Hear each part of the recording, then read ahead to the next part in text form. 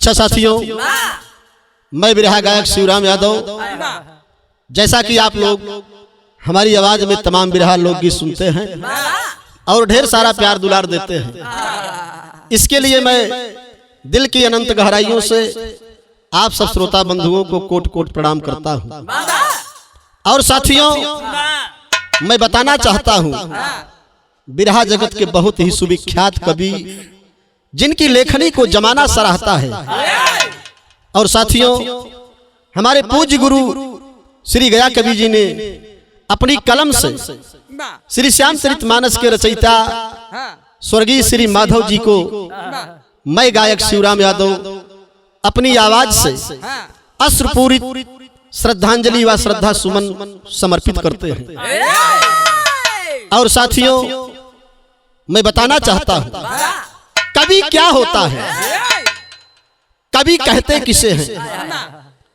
तो साथियों, हम अपने तमाम बिरहा गायकों एवं लेखकों तथा श्रोता बंधुओं का इस 4 लाइन के अमूल्य साहित्य पर ध्यान चाहेंगे।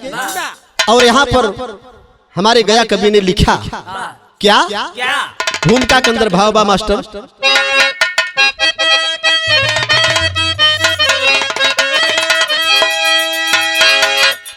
पानी से पातर कभी दिल समंदर, चंदन से जिसमें शीतलता भरी है, ज्वालामुखी बंद जिसके हृदय में, कविता ही जिसके दिलों की परी है।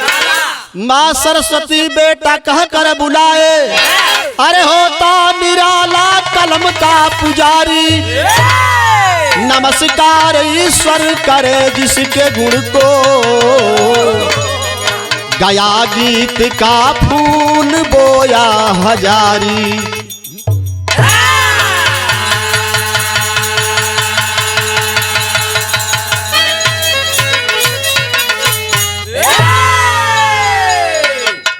इशारा बा मास्टर, कौनो गजल के अंदाज बा, तनी बजाई के आवाला।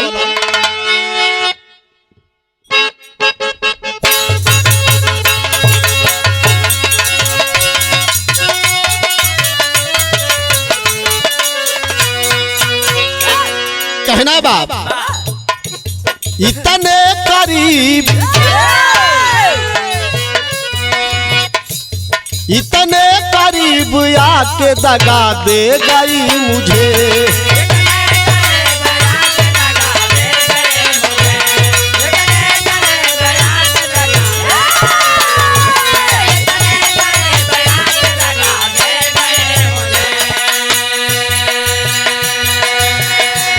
इतने करीब आके दगा दे गई मुझे,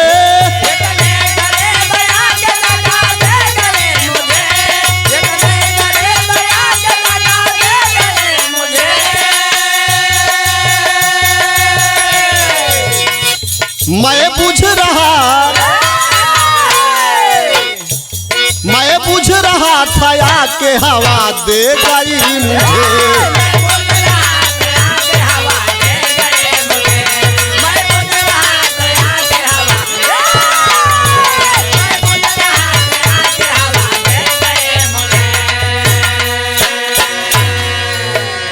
बड़ी सुंदर बात यहाँ पर कवि जी ने इशारा किया। क्या लाइन है, भगवान की मूरत स्वयं भगवान को ढूंढे।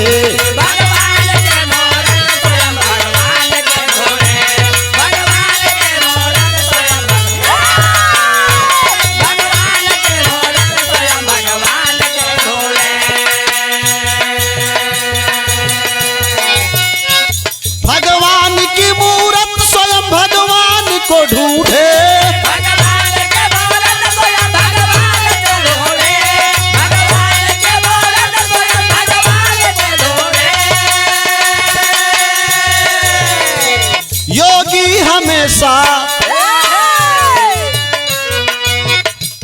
योगी हमेशा साधना और ध्यान को ढूंढे।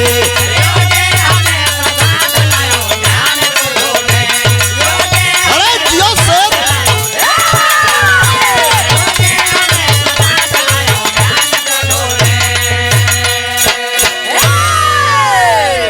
बहुत सुंदर साथियों, नजम के लाइन बा मास्टर।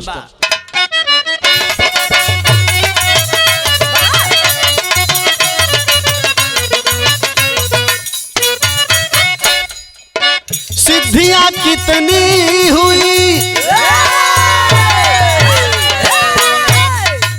सिद्धियां कितनी हुई धरती माँ के आंचल में, नाम का दीप जले आज भी स्थांचल में।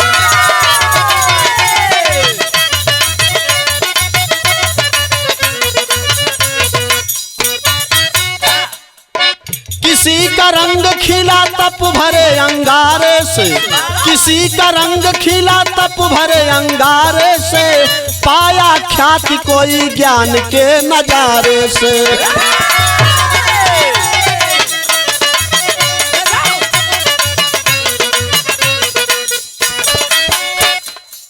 सूर रस खान जहाँ कविता की बरसात किए, सूर रस खान जहाँ कविता की बरसात किए, वहीं पर तुलसीदास प्रभुता भरी बात किए।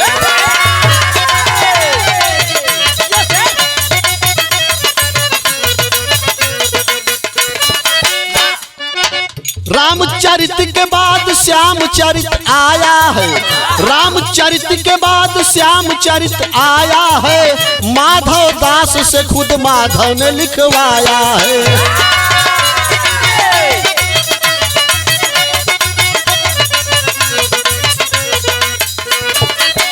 गौर करेंगे साथियों, बड़ी सुंदर लाइन। बादा के तुलसी आके बनमई में जन्म लिए, बादा के तुलसी आके बनमई में जन्म लिए, छूटा उस जन्म का इस जन्म में है कर्म किए।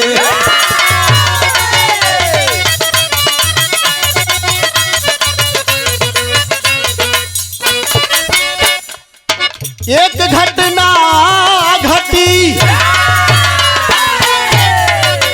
एक घटना घटी थी तुलसी जी के जीवन में, स्वप्न की बात पूरी किए दूसरे जीवन में।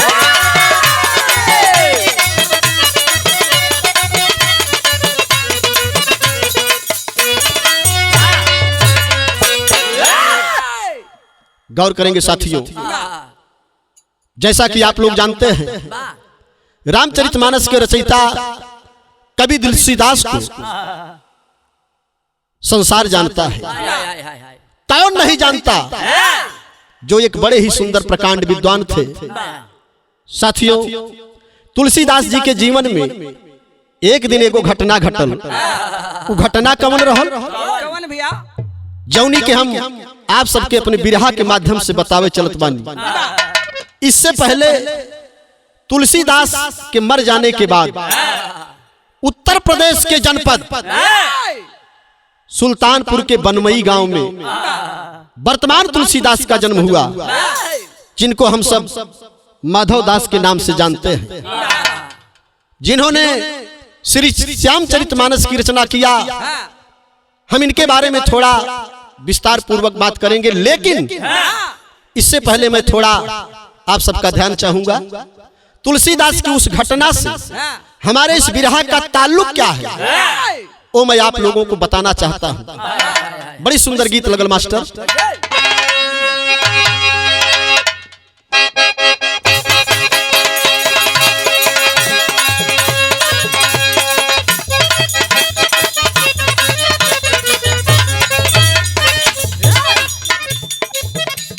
देखा कौनो भौजाई अपने ननद से कहले बा, का कहले बा, पियावा मिला ला ला ला मुनावा,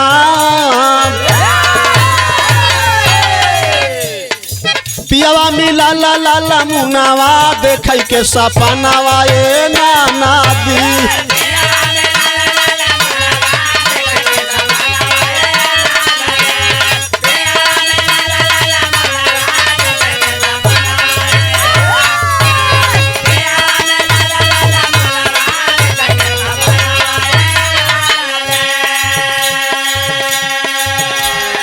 गौर करेंगे बाबूजी, कहना बा श्याम जी के मोहनी मूरतिया रतिया दीदार कर तुलसी।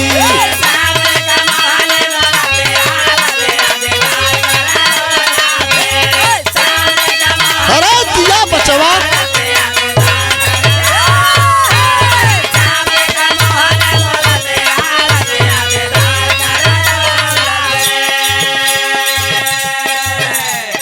अखिया खुलल सोचे देखली सपनावा।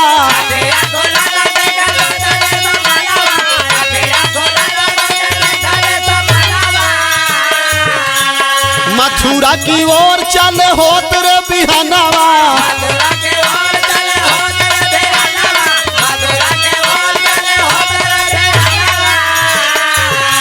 अरे ग्वालन संग बिगाड़ी गईली बतिया रतिया दीदार कर तुलसी।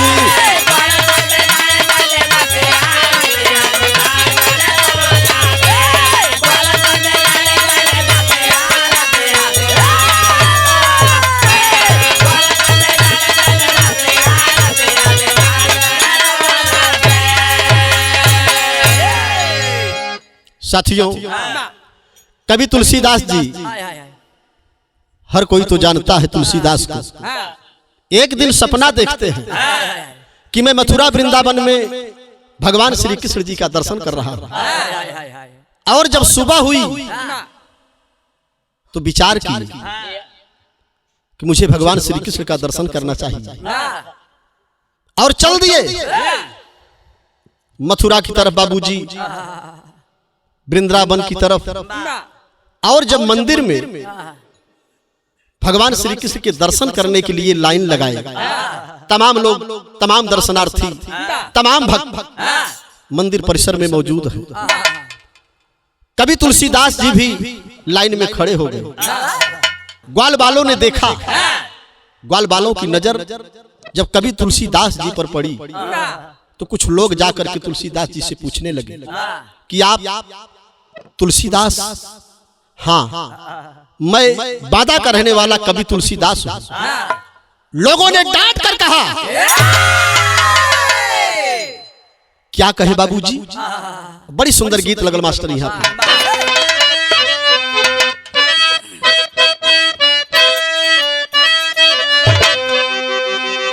पूर्वांचल के गीत बा, कैसे?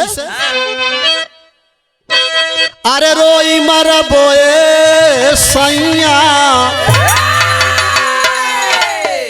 कौनो दुल्हन के दुल्हा परदेश जात बाने, दुल्ही कहलस की सैया कहा सुना, तब दुल्हन कहले बा कि रोई मर बोए सैया, जईबा जब पूर्व के देशवा।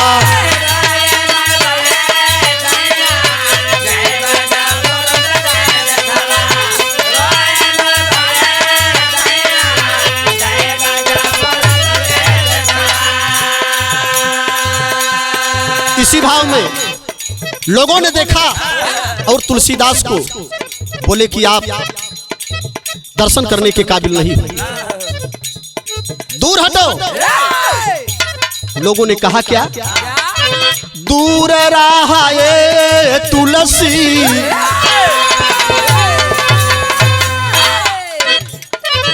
दूर रहा ये तुलसी, डांट नार नरिया सबही।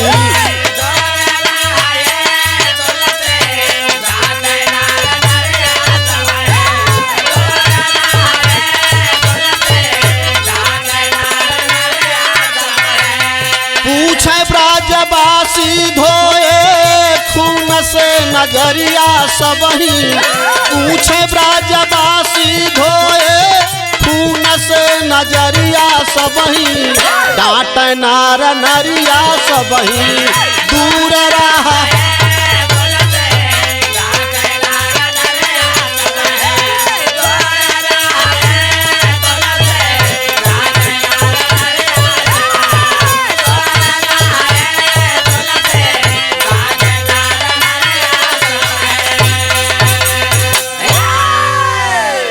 जब ग्वाल वालों ने देखा, तमाम भक्तों ने देखा तो तुलसी जी को फटकारने लगे, आप वही तुलसीदास हो, वही तुलसीदास तो हो जिन्होंने रामचरित मानस की रचना की। आप अपनी लेखनी से अखंड पाठ लिख दिए, लेकिन अरे राम के उजागर कैल स तोहरी लिखानिया हो।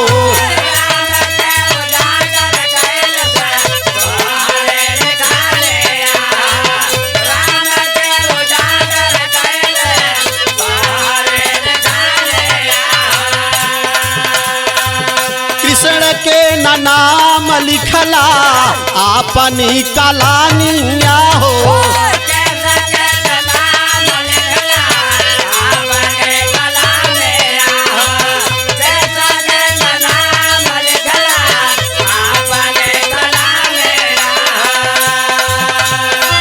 जौनी डहरिया चली जाऊ हीरे डहरिया बही। साथियों, लोगों ने कहा जिस रास्ते से आए चले जाओ यहां से। जौनी डहरिया चली जाऊ हीरे डहरिया बही। डांट नार नरिया सबही दूर रहा।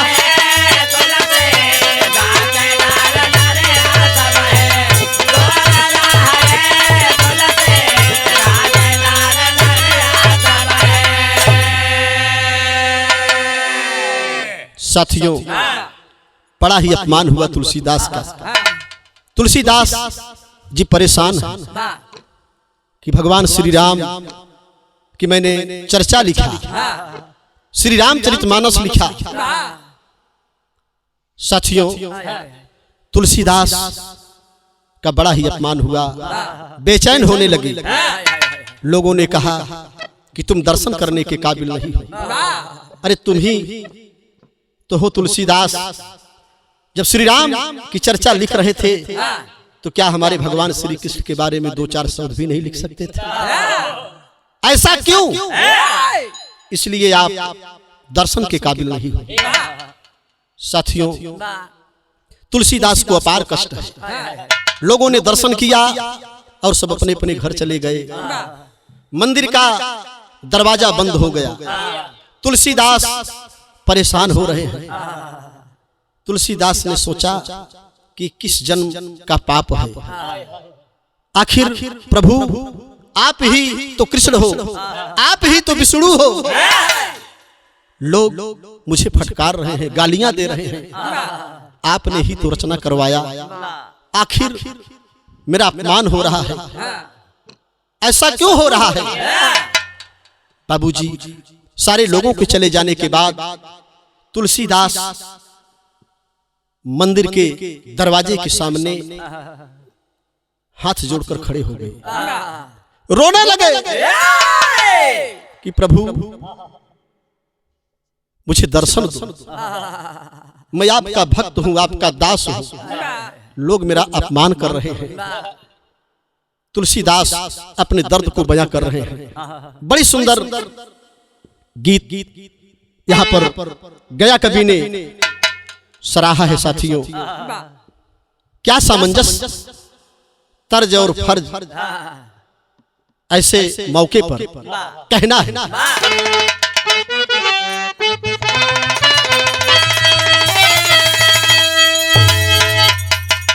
प्रभु आप बसे वृंदावन में,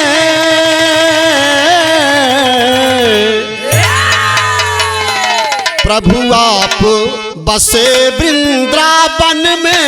मेरी उम्र गुजर गई गोकुल में।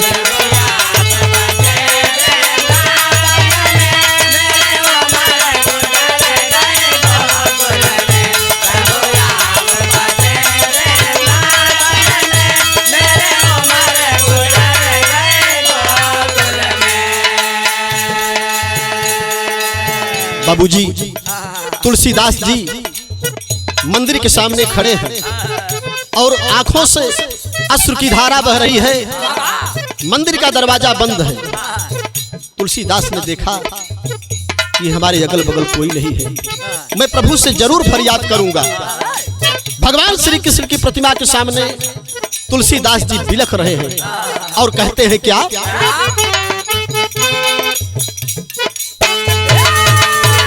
हे नाथ अनाथ के नाथ तुम्ही, हे नाथ अनाथ के नाथ तुम्ही, हमें दर्शन दे दा बनवारी।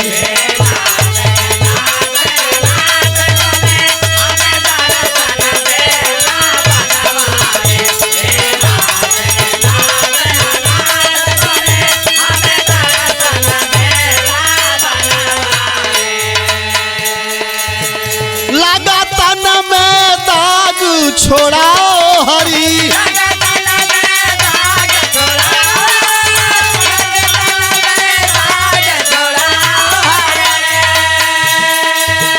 लेकर धनु बाण को आओ हरी।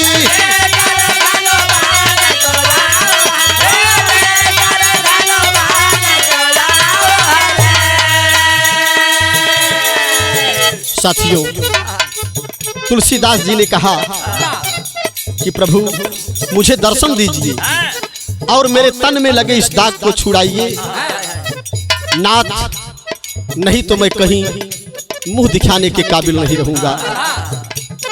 तमाम प्रमाण मिलता है जब जब भक्तों पर कष्ट पड़ा है स्वयं भगवान ने आकर के दर्शन दिया है, असुरों का संहार कर भक्तों का उद्धार किया है। साथियों, तुलसीदास बिलख रहे हैं बाबूजी। भगवान श्री राम धनुष बाण से सुसज्जित तुलसीदास को दर्शन दिए। तुलसीदास ने कहा कि मैं धन्य हो गया नाथ, महान है आप, कण कण में व्याप्त हैं। साथियों, मैं बताना चाहूंगा, इस दास की लाज बचा लीजिए, इस दास की लाज बचा लीजिए, तुलसी की पुकार है धनुधारी।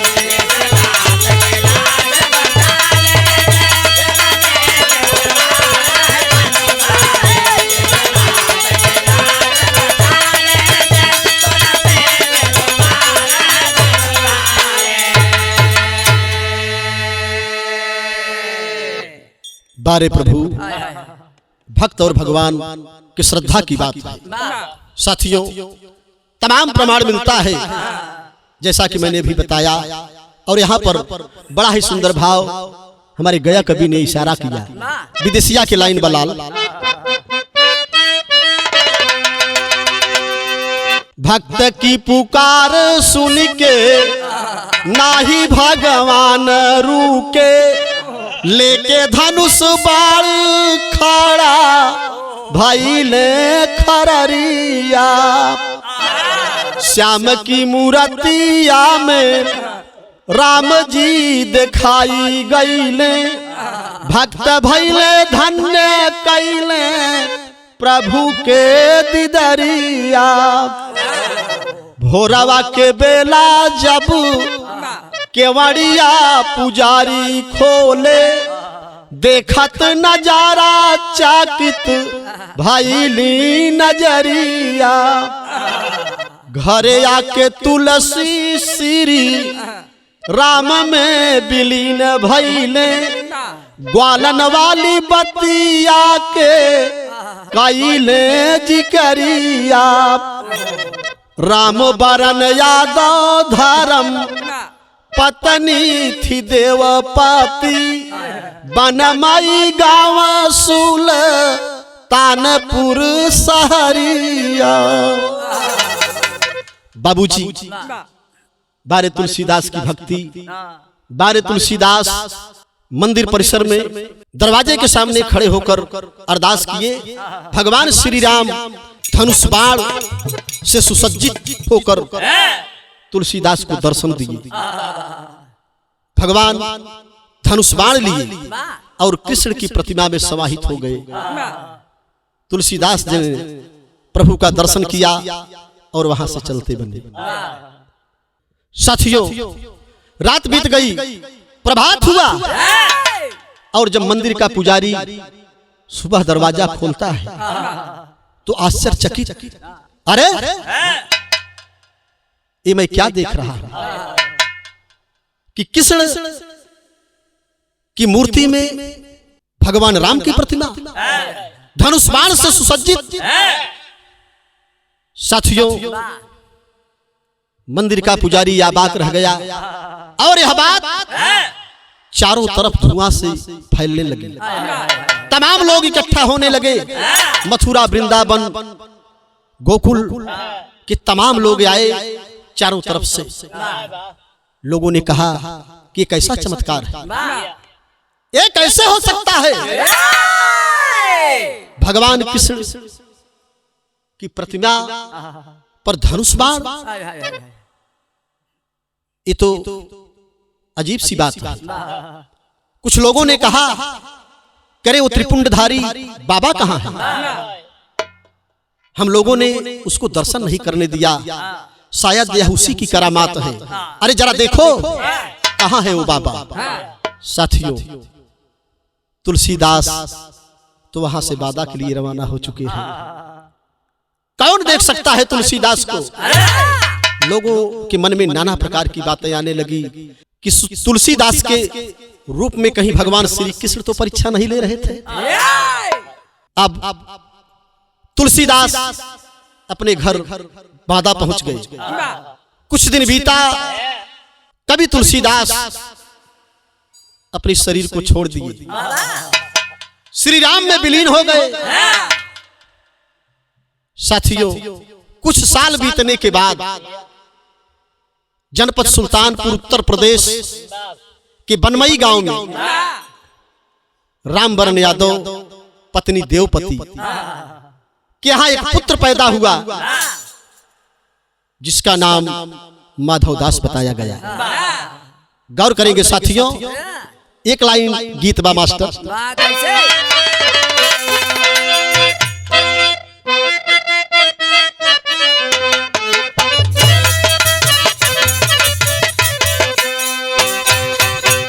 बड़ी सुंदर गीत प्रयागराज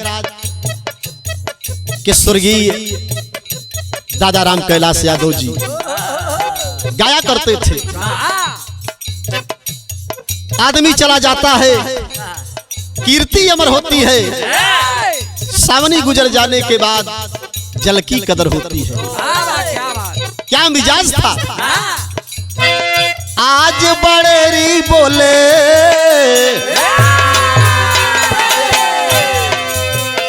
आज बड़ेरी बोला कागारी जना राजा जी आई है।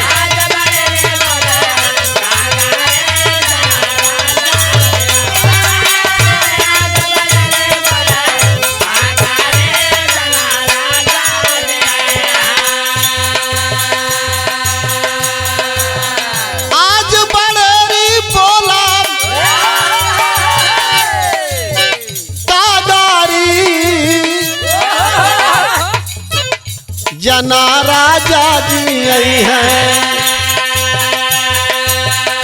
जना दुल्हा जी आई है। कहाँ मोर मना, मोर मना, मोर मना, अरे मोर मना सजवई से लागारी जना राजा जी आई है।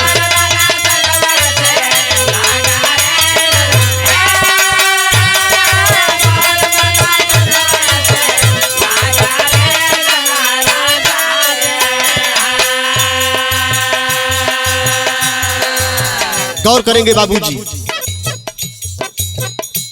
अरे उमर के उगल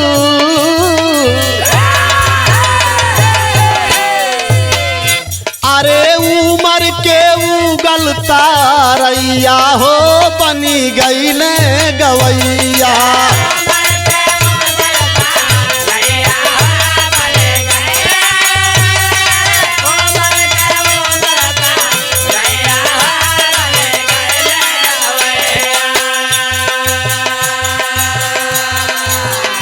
धीरे धीरे माधव दास की उम्र बढ़ती गई। कुछ पढ़ाई करने के बाद लोक संगीत से जुड़े। कैसे? अरे उम्र के उगल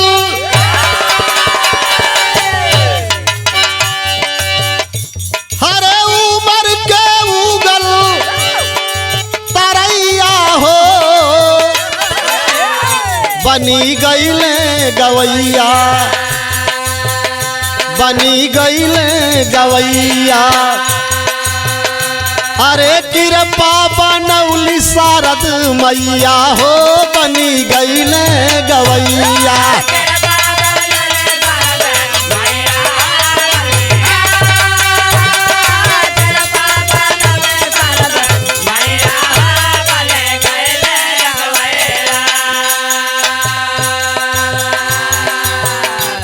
तभी तो माँ सरस्वती के लाल कहे जाते हैं। साथियों, माँ सरस्वती की कृपा हुई, माँ शारदा की कृपा हुई और माधव दास एक बड़े ही प्रसिद्ध अवधी भाषा के कलाकार बन गए। तमाम कलाकारों के साथ बिरहा मुकाबला हुआ। साथियों, मैं शिवराम यादव तमाम मंच का कार्यक्रम कवि माधव दास स्वर्गीय हम सबके पूज्य गुरु श्री माधव दास जो आज इस दुनिया में नहीं है बाबूजी, यह उनकी जीवन लीला है। बिरहा जगत के बड़े बड़े स्तंभों से मुकाबला हुआ। वो चाहे स्वर्गीय हीरालाल यादव बनारस के रहे हो, चाहे स्वर्गीय दादा राम कैलाश रहे हो, तमाम अच्छे अच्छे कलाकारों के साथ कार्यक्रम हुआ और माता रानी की कृपा बनी रही।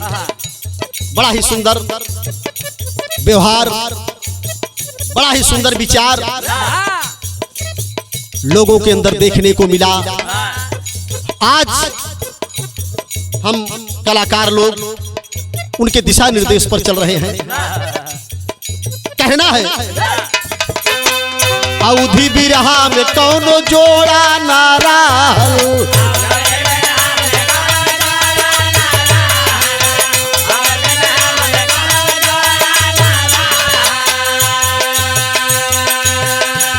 अरे रागवाली नदिया जमाने में बहल,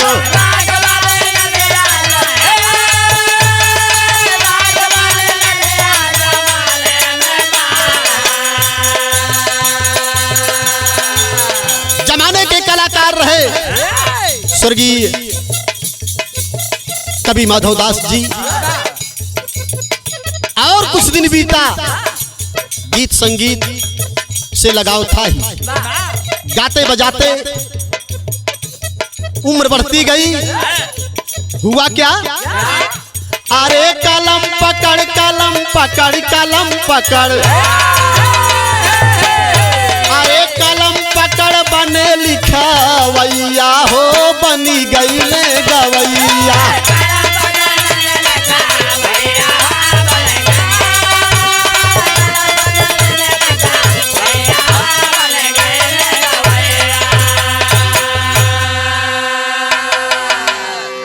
बाबूजी बिरहा गाते गाते माता रानी की ऐसी कृपा हुई कि अवधी भाषा के एक बड़े ही प्रसिद्ध लेखक हो गए, कवि बन गए।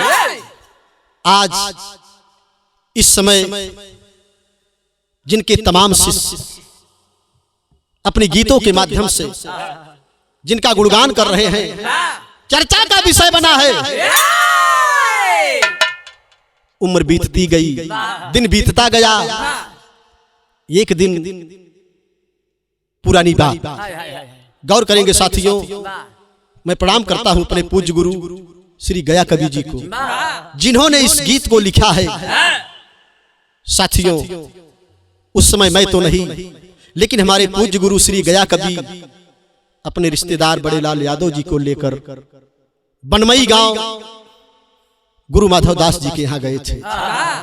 माधव दास जी ने खुद गया कवि जी से कहा, बताया आप बीती बताया कि बेटा मैं इतना समर्थवान नहीं था।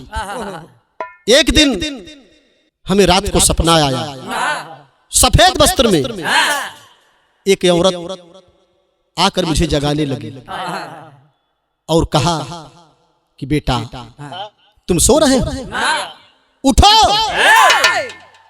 इसीलिए पैदा किया हूं तुमको, भूल गए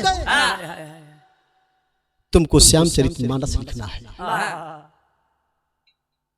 बेटा मेरी बातों को नजरअंदाज मत करना। साथियों इतना कह करके वह औरत चली जाती है। यह बात कवि माधवदास स्वयं गया कवि जी से बताए थे। धन्यवाद देना चाहूंगा मैं गया कवि को, जिन्होंने ऐसे महान शक्ति को, महान विभूति का दर्शन किए और जीवन कृतार्थ किए। बाबूजी समय बीतता गया और कवि माधवदास जी बातों को भूल गए और कुछ दिन बीता, फिर रात को सपना आया। उसी वेशभूषा में उस नारी ने आकर गाल पर एक तमाचा मारा। हर मां को अधिकार होता है बाबूजी कि अपने बेटे को मार सकती है, गाली दे सकती है, फटकार सकती है। माधव, माधव भूल गए मैंने क्या कहा था बेटा तुमसे, उठो, देर हो जाएगी, श्यामचरितमानस की रचना करो।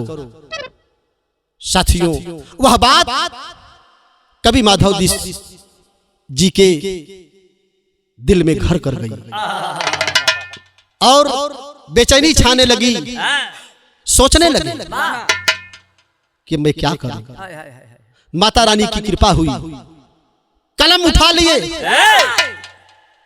और लिखना शुरू कर दिए। साथियों यह मैं नहीं, संसार जानता है आदमी परिस्थितियों का दास होता है। कभी क्या होता है मैंने पहले भी बताया।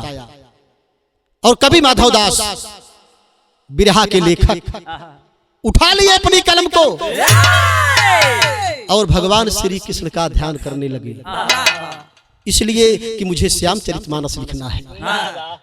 बाबूजी निकल पड़े मथुरा की तरफ, वृंदावन, गोकुल, तमाम जगहों पर जाकर के जानकारी लेते हुए प्रभु कृष्ण के दर्शन कर रहे हैं। गीत लगल मास्टर।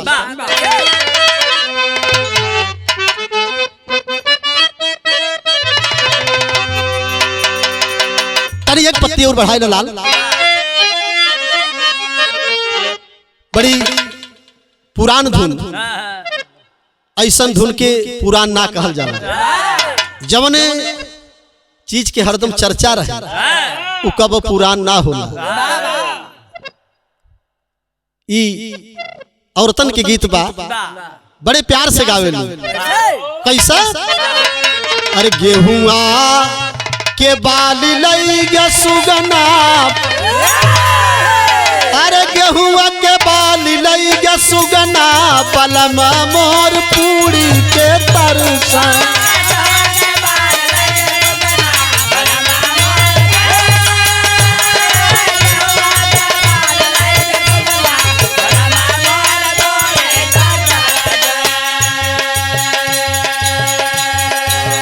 और एक लाइन हमारी तरफ से कहना बाबूजी, भगवान कन्हैया की चर्चा हो रही है, इसलिए राधा और काधा के बात ठाढ़े रहा मुरली वाले,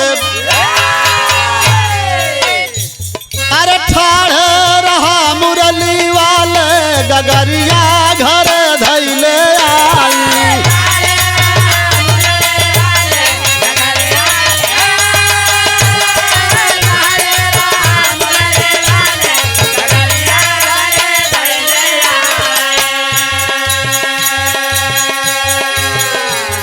गौर करेंगे बाबूजी। भगवान कन्हैया के दरवाजे पर पहुंच गए, मथुरा की धरती पर भ्रमण करने लगे कवि जी। दर पे बोलौले बंसी वाला, अरे दर पे बोलौले बंसी वाला, कलम लेके चली भैले ग्वाला।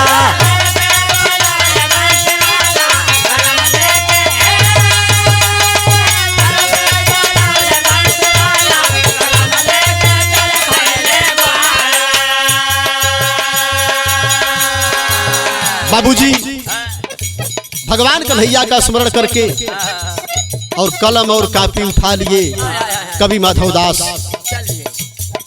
चल दिए। पहुंच गए मथुरा, वृंदावन, गोकुल, बरसाना, तमाम जानकारियों को जुटाते हुए लिखना शुरू कर दिया कवि जी ने। कैसे? दिलवा में बस गई श्याम के सूरतिया, दिलवा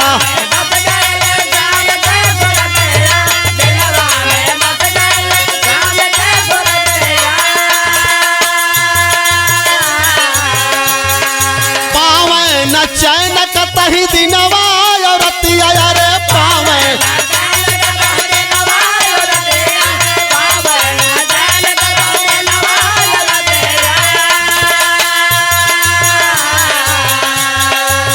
लिहले श्याम रूपी प्याला, पी लिहले श्याम रूपी प्याला, कलम लेके चली भैले ग्वाला।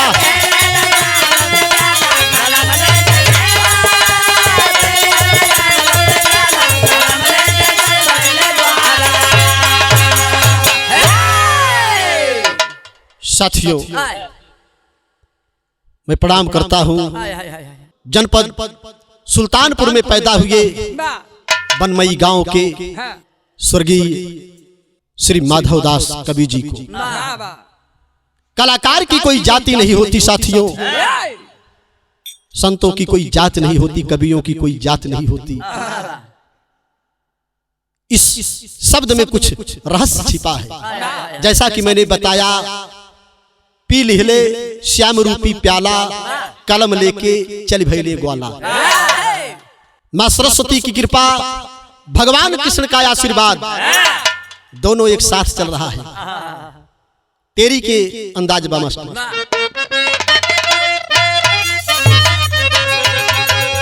हरे मोरे राम, कलम की स्याही पावन बन गई, कलम की स्याही पावन हो, कलम की स्याही पावन बन गई, माधव से माधव की लागी लगन सुहावन, अरे सुहावन, अरे सुहावन। मैं प्रणाम करता हूँ यहाँ पर अपने आदरणीय बड़े भाई श्री गया कवि जी को, जिन्होंने इतना सुंदर कवित्व लिखा। लिखे क्या? नित्य श्याम के रूप निहार लिखे, नित्य श्याम के रूप निहार लिखे, लिखे नित्य श्याम कला कविवर, बालापन चंचल छंद लिखे, बालापन चंचल छंद लिखे, लिखे बालापन छन कविवर, करकसी बांसुरी अधर लिखे, करकसी बांसुरी अधर लिखे, लिखे करकंत पकड़ कविवर, राधा संकाधा बंद लिखे। साथियों, क्या तुकबंदी है, क्या छंद है। राधा संकादा बंद लिखे, लिखे राधा का पन कविवर, श्याम चरित अतरंग लिखे, श्याम चरित अतरंग लिखे, लिखे श्याम बन घन कविवर। साथियों, माता रानी की कृपा हुई, भगवान श्री कृष्ण की कृपा हुई। माधवदास कवि ने एक सुंदर ग्रंथ,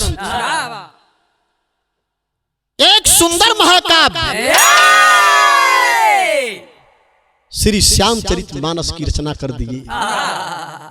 साथियों, ऐसी विभूति को मैं बार बार प्रणाम करता हूं।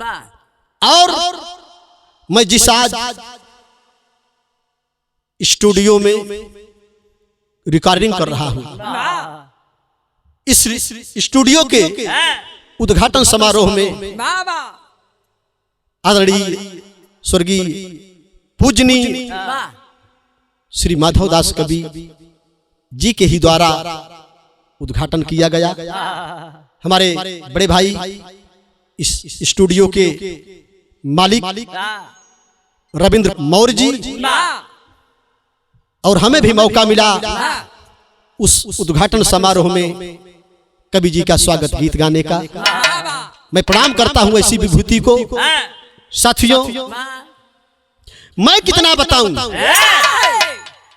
आज श्री श्यामचरितमानस की चर्चा उत्तर प्रदेश ही नहीं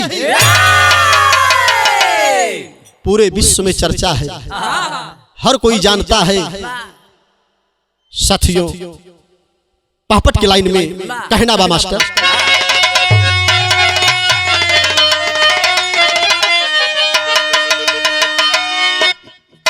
हरे करीब कलम के तना भला बड़ाई दुनिया जब गाई। हरे करी कलम के तना भला बड़ाई दुनिया जब गाई। श्यामचरित के पता चली गहराई दुनिया जब गाई।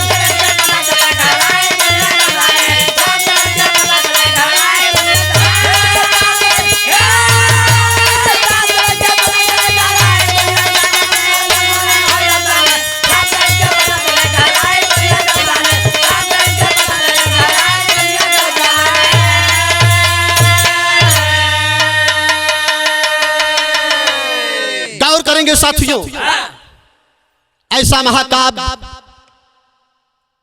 तुलसीदास जी के बाद अगर कोई लिखा है तो आप हैं स्वर्गीय श्री माधव दास जी।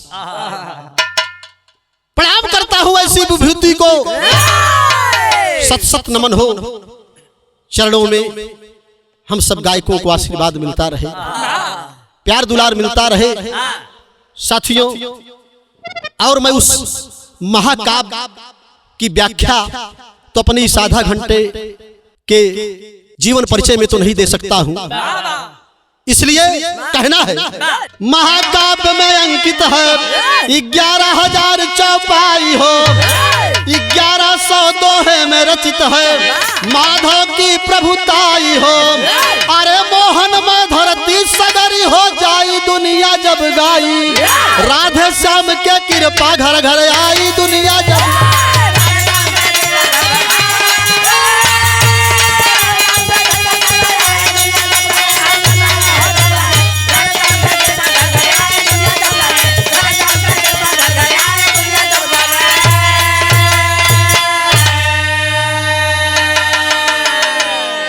साथियों, और मैं आप लोगों से निवेदन भी करना चाहूंगा कि ऐसे महाकाव्य श्री श्यामचरितमानस का पाठ आप लोग अपने घर पर करवाइए, नात रिश्तेदारों में करवाइए, जीवन कृतार्थ बनाइए। इसलिए कि मैं इस बिरहा के माध्यम से, इस जीवन परिचय के माध्यम से आप लोगों को सारी बात तो नहीं बता सकता हूं। साथियों, बारे माँ सरस्वती भगवान कृष्ण जिन्होंने आशीर्वाद दिया एक गरीब परिवार से मिलान करते हुए, ऐसे माधव दास को जिन्होंने महाकाव्य की रचना करवाया, मैं प्रणाम करता हूं कवि जी को। आल्हा कंदर प्रमाणबा मास्टर।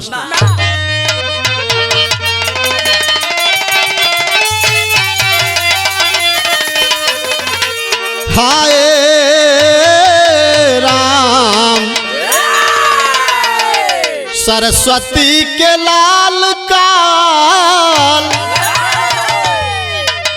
सरस्वती के लाल काल कल्पित न होई है भैया। जेकरी कलम पे स्वयं अम्बे ताइया।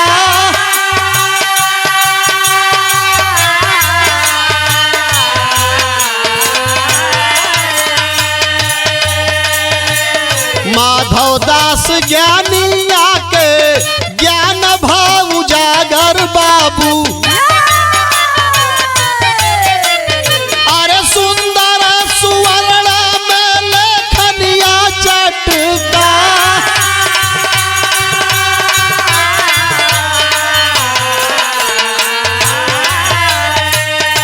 आज भी लेखनिया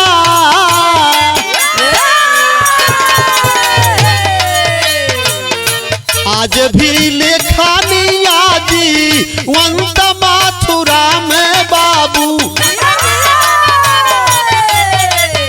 अरे धनुष पे बाण ताने श्याम ताइया।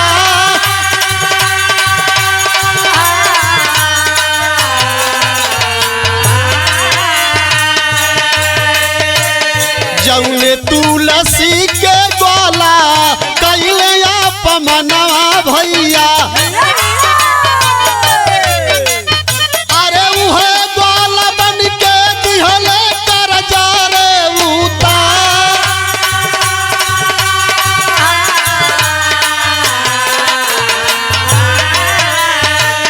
धन्य माई बाबू धन्य भैल परिवारवा बिरना।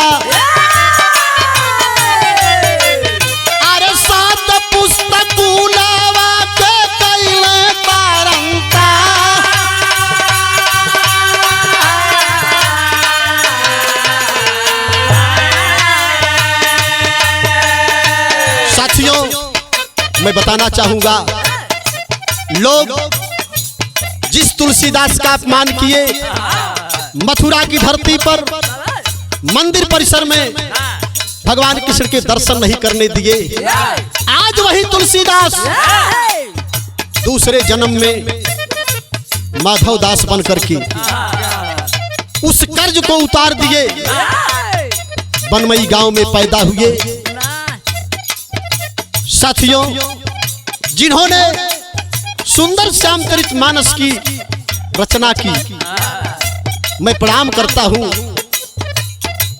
गुरु माधव दास जी के माता पिता को, जिन्होंने ऐसे होनहार बालक का जन्म दिया।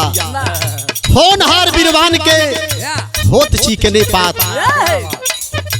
साथियों, 7 पुष्प जिन्होंने तरनतार कर दिया, आज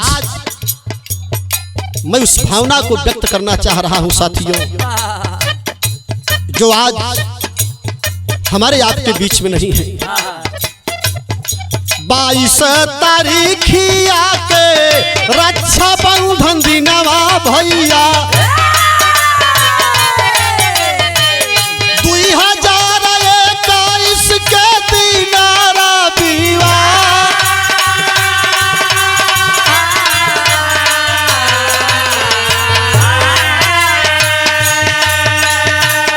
माधव के बोलावल माधव अपनी सरनिया भैया। सुगना फरार हो पिजाड़ावई के पार।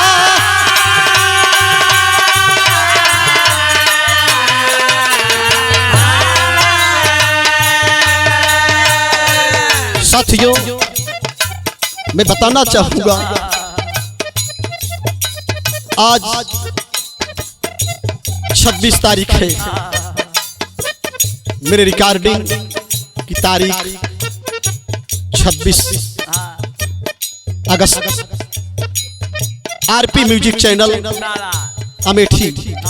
जैसा कि मैंने अभी पहले बताया कि भाई रविंद्र कुमार मौर्य, जिनके इस स्टूडियो का उद्घाटन भी कवि जी के हाथों द्वारा किया गया। दिनांक 22 अगस्त दिन रविवार, समय शाम 7 बजे को हमारे पूज्य गुरु बिरहा जगत के साथियों, लेखक अवधि भाषा के परिपक्व श्री श्यामचरित मानस के रचयिता दुनिया में नहीं रहे बाबूजी। साथियों, इस मिट्टी के पिजड़े को भी तरनतार कर दिया माधव ने। मैं प्रणाम करता हूं अपने पूज्य गुरु श्री गया कवि को, जिन्होंने लिखा माधव के बोलावले माधव अपनी सरनिया भैया, अरे सुगना फरार हो पिजड़वा के तार,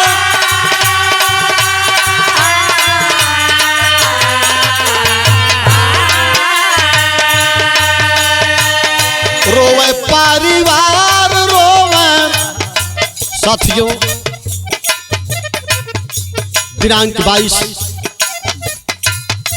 दिन रविवार, समय शाम 7 बजे कि गुरुजी अपनी शरीर को छोड़ दिए। रातों रात लोगों को खबर हुई और सुबह हुई। तमाम लोग और मैं भी कवि जी के दरवाजे पर पहुंचा। हजारों हजार की संख्या में लोगों के आंखों से अश्रु की धारा बह रही थी। हर कोई किसी से कुछ कहने को तैयार नहीं था। सिर्फ माधव दास की उस मृतक शरीर को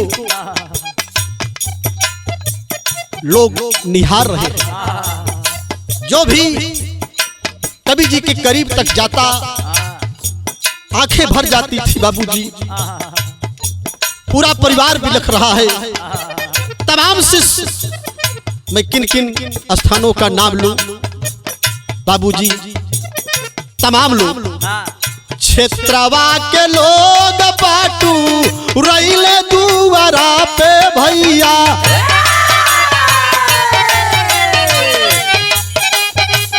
काव्य के रचयिता भैले कावट पे सावा,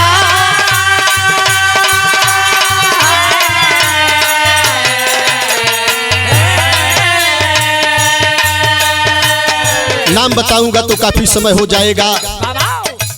किसी भी क्षेत्र से कोई भी रहा होगा, वो चाहे राजनीतिक क्षेत्र रहा हो, चाहे हम गायकों का क्षेत्र रहा हो, तमाम संगीत क्षेत्र के विभिन्न कलाकारों के द्वारा हमारे सबके पूज्य गुरु महाकाव्य श्री श्यामचरितमानस की रचना करने वाले माधव दास जी के पार्थिव शरीर को जब अग्नि देने की बात आई, साथियों क्षेत्र के तमाम लोग मौजूद हैं। उस समय की व्यथा बता रहा हूं।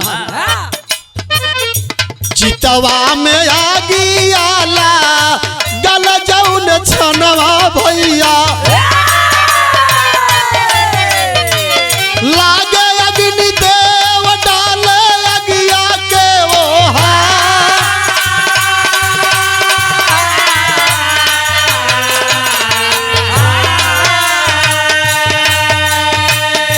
बदरा छिड़क के जल पावन कैल तनवा भैया। साथियों, और जब गुरुजी के शरीर को आग देने की बात आई, चिता पर सजाए गए, मैं प्रणाम करता हूं देवताओं के राजा इंद्र को भी, जिन्होंने अपनी जल वृष्टि करके कवि जी का तरनतार किया। तमाम देवता प्रसन्न हैं और मैं भी अपने आप को सौभाग्यशाली समझ रहा हूं। साथियों, 28 फरवरी 2021 को मैंने भी कवि माधव दास जी का स्वागत सम्मान रखा। उसमें तमाम कलाकार शरीक हुए और तमाम कलाकार कवि जी के आशीर्वाद को प्राप्त किए। हमें भी आशीर्वाद मिला। मैं बार बार प्रणाम करता हूं। ऐसी विभूति को और हमारे बिरहा जगत के बड़े ही उदीयमान कवि श्री गया कवि, जिन्होंने कवि जी को श्रद्धा का सुमन अपनी कलम के माध्यम से, अपनी लेखनी के माध्यम से समर्पित किया। मैं अपने गुरु श्री गया कवि को भी प्रणाम करता हूं। साथियों, क्या मौसम रहा उस समय। बदरा छिड़क के जाल पावन कैल तनवा भैया, माटी के शरीरिया बनल माटी के सिंगार।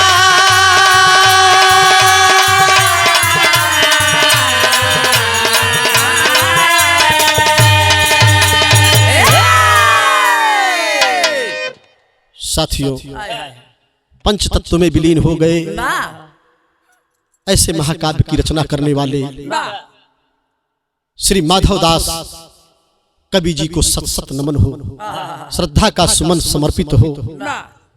हम सब आपके फुलवारी के फूल हैं।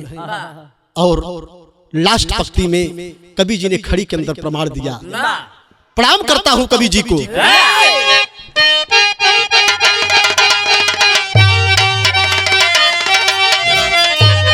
बड़ी ही मूल्यवान बात, समाज के लिए बड़ा ही सुंदर शब्द मैं कहना चाहूंगा।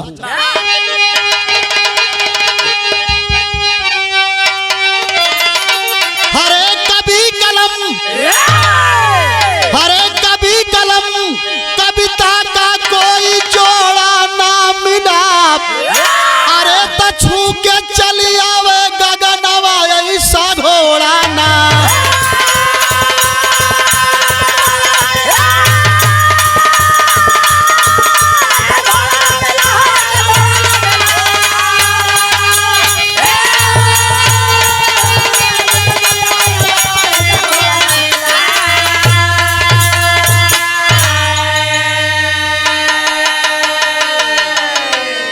मैं कहूं तो छोटी बात होगी साथियों, जिसको हर कोई कहता है कि जहां न पहुंचे रब वहां पहुंचे। कल्पना नहीं कर सकता कोई। कवि की कलम जिन जिन स्थानों से घूम करके चली जाती है, शायद दुनिया का कोई भी जीव पहुंच नहीं सकता। भले ही पहाड़ से बयार करे बतिया। कितना बढ़िया शब्द है। मैं समस्त कवियों को प्रणाम करता हूं। साथियों, कवि क्या है? साहित्य का दर्पण है, समाज का आईना होता है। जो लिखता कवि है और हम गायक लोग अपने स्वर के माध्यम से, समाज के माध्यम से, साजबाज के माध्यम से दुनिया को बताने का काम करते हैं, लोगों को जगाने का काम करते हैं। अरे भले ही पहाड़ से बयार कर बतिया, दिन कर से देहना छुआई का बौरतिया।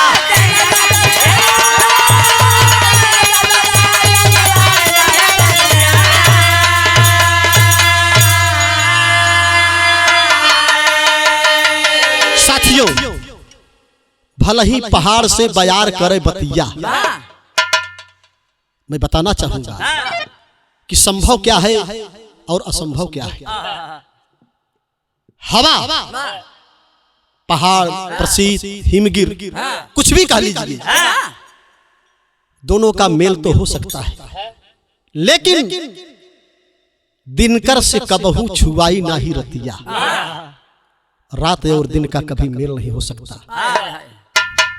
और इससे भी ऊंची बात, अरे कौन राह है ऐसी जिस पे रोड़ा ना मिला।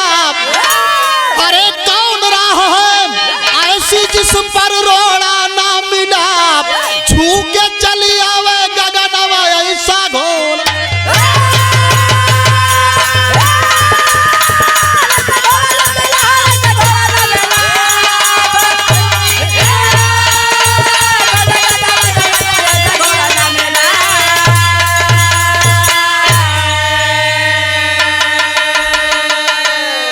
मेरे साथियों, यहाँ पर कवियों की विशेषता है। मैं संसार के समस्त कवियों को प्रणाम करता हूँ अपनी तरफ से और अपने गुरु श्री गया कवि की तरफ से। आज श्यामचरितमानस की चर्चा हुई और ऐसे महाकाव्य की रचना करने वाले श्री माधवदास कवि जी की श्रद्धांजलि जीवन परिचय आप लोगों के बीच में बताने का कार्य किया। लास्ट पंक्ति में कहना है, श्यामचरितमानस के रचैया मेरा बंदन, भेजत रही दुआ आशीष वाला चंदन।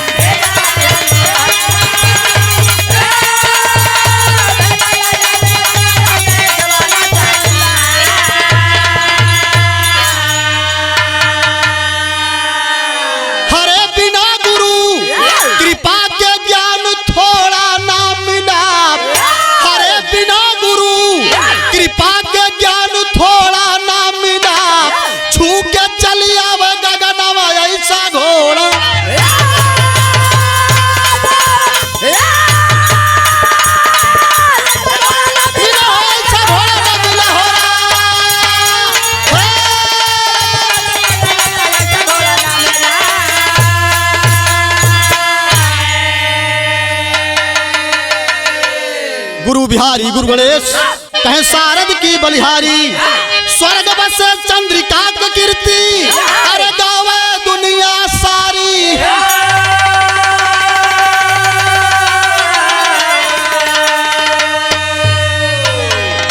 कलम की स्याही पावन बन गई, शिवराम गया कवि के नयन से बरसे सावन। कलम की स्याही पावन